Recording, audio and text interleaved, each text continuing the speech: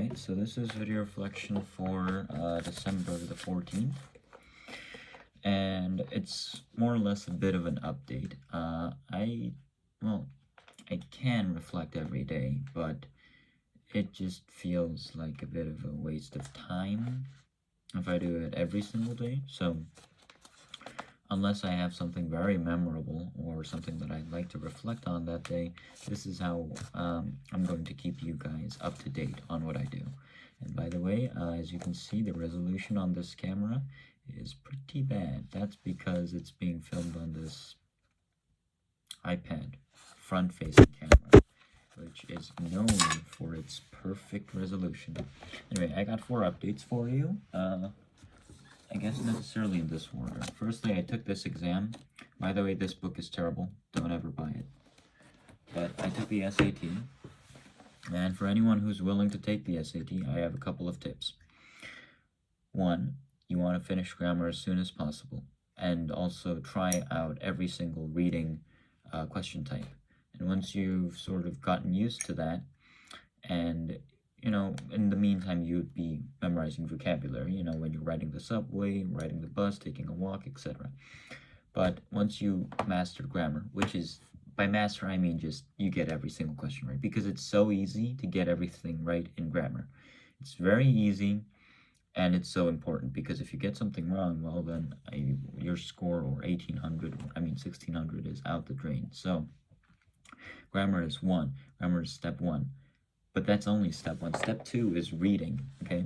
A lot of people seem to think that just by solving, 2,000, 3,000 questions, they're going to get better. And, well, I would want to agree with them. Based on my resources, which are free, there are only about 1,000 to 2,000 questions you can solve max. And those are sort of your training wheels, so by the time you get used to them, they're not really going to help you develop your reading skills above a certain point. So you might get a 1520, a 1540 with just solving questions, but if you want a higher score, then I think you should read. By the way, I'm saying I think because I still haven't gotten my score yet from the December SAT. So who knows, maybe I got a 1500. That would be terrifying. But my suggestion, and this is what I've been doing, is just read books, bestsellers, because they have constantly comprehensible writing across all their pages. What that means is it's not written in a form that's difficult to understand. And the reason it should be written that way is because the SAT questions are also written in a kind, comprehensible manner. That's why I suggest bestsellers. There's a reason they're the best-selling books. Okay, and once you get about an hour to 2 hours of reading in every single day, in about a month, you're gonna really feel that your reading speed has increased. I don't want you to use some kind of quick fix where you just scan through the text. That's not gonna work. The fundamental problem is you can't read quick enough and you can't retain what you've read.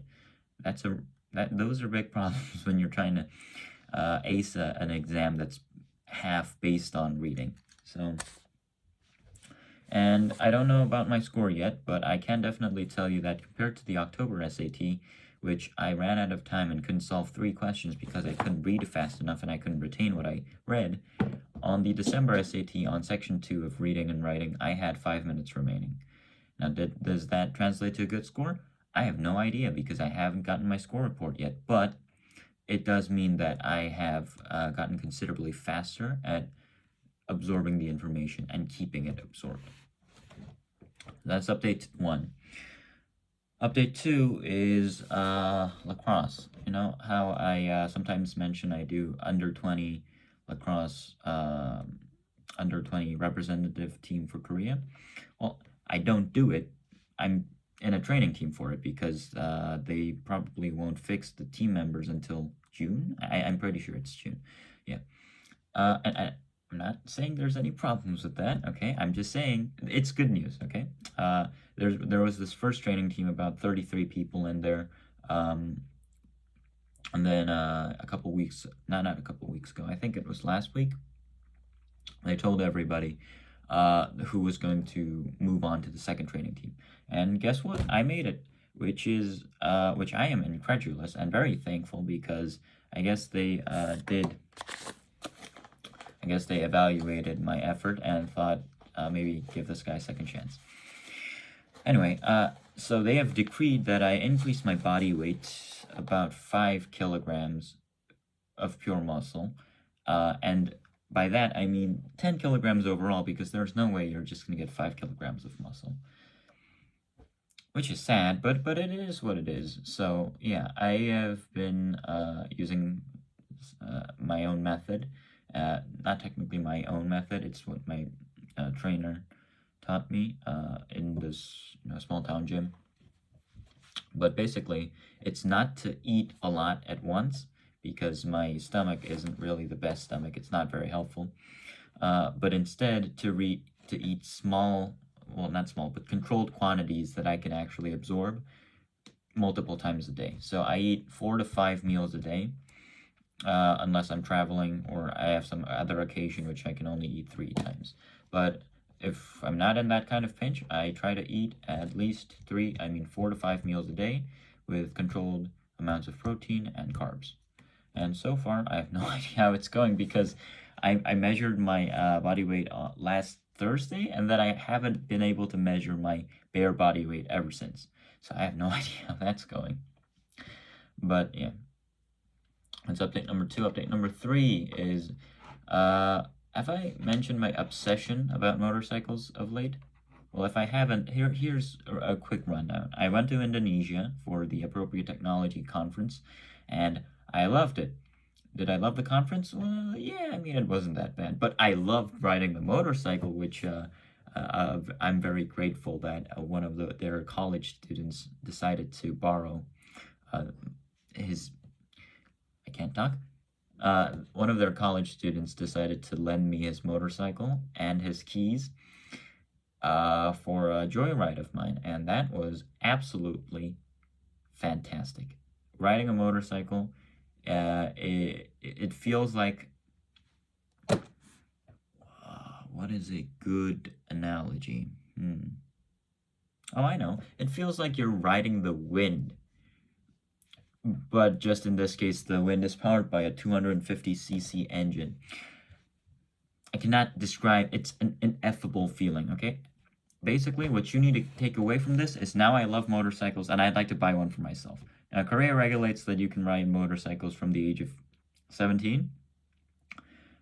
17 Korean age, so that would be 16 in everywhere else. I'm currently 17 everywhere else and 18 in Korean age, so I can technically ride a motorcycle. The catch is, you can only ride a motorcycle that is equal or below 125 cc's, which is fine, and I plan to start out that way. But the real problem is I don't have the funds to buy a motorcycle, because those devices are, let's just say, not the cheapest things in the world, and the model that I want to buy is arguably more expensive. So I'm trying to make about $4,000. Yeah, I mean, based on the increasing, what do you call that? $1 ratio. Yeah, we'll just use that. Since our Korean currency is fluctuating quite a lot, I want to say quite a bit, but we all know that it's going, Jesus, our president's crazy. I don't care about the president, but I do care about currency value, because it means that every time I want to buy some new gear in a lacrosse shopping mall online, and I have to pay with dollars, that's going to bleed my bank account more and more as the situation deteriorates. But back to what I was talking about. So I want to save about $4,000, $2,000 for the motorcycle, the rest for insurance. Yeah, because insurance in Korea is really cheap. That's one of the best things they have. Probably, maybe the only okay. But insurance is pretty cheap, but I need to have insurance, my helmet, and the additional gear so I don't kill myself. accidentally. But yes, now where is a high school student going to get $4,000? Well, I mean, most kids, especially if they are international students that go to a prestigious high school, would probably think of competition award money. Now, I don't like competitions too much, don't like participating in them. B, don't like being judged. And C, I don't really have the most experience with them. So, and D, I guess it's not a constant inflow of money. So instead, I'm going to rely on this thing. Now, this is a business card for Jasperdale Studios. It's a company that I founded legally. It is a legal company. And I do 3D modeling and printing for other people and get some money. Now, I'm going to hash out $4,000 from my business. That's the goal, okay? The goal is $4,000 out of this business card. And I will keep you up to date, but for now, you only need to know that I am probably going to make about $600 next Monday when this customer signs a deal that says he's going to give me a design contract for $600 for a curling broom design, which I'm going to take because $600 is not zero, and anything that's above zero, I will take happily. Anyway, so yeah, that is the gist. And if I film a video reflection on Monday, that means that the deal has not gone well, and indeed, I don't have $600 in my bank account, which would be incredibly sad, but I also would just move on and try to find someone else, right? But yeah, for now, that's it, and I will film another one when there are more updates in my life or I have had a memorable day. I think it's going to come pretty soon because I think I'm going to be shell-shocked pretty soon. Yeah, here's a bit of foreshadowing. You know how I mentioned, I'm pretty sure I mentioned this, but I'm a very insular person. Take that as you'd like, but insular for me means I really don't care about whatever happens in the world as long as it doesn't concern me personally. Now, you might think that's foolish. It's like, oh, your president should be impeached. Yeah, I think he should be impeached. I do. I think he should be impeached. Am I going to do something about it? I sort of did, I guess, but not really. And you might think that's foolish, but it's just not one of the matters that concern me. I'm not interested in it. It doesn't bother me. By bother, I mean concern. I'm not concerned about that problem. I am concerned about my projects related to water purification, 3D printing, and 3D modeling. I'm concerned about those things.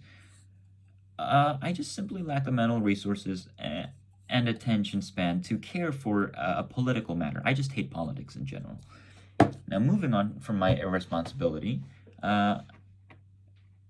most people in Korea right now are concerned about the impeachment of the president. And while that also takes, a slight, really small, tiny chunk of my memory from my brain, I really couldn't care less.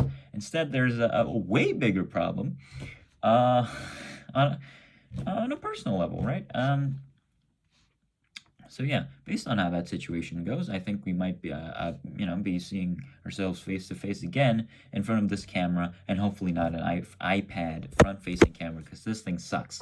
But yeah, that's basically it. That's all I want to talk about. Yeah, have a nice day. Have a lovely day. Bye-bye.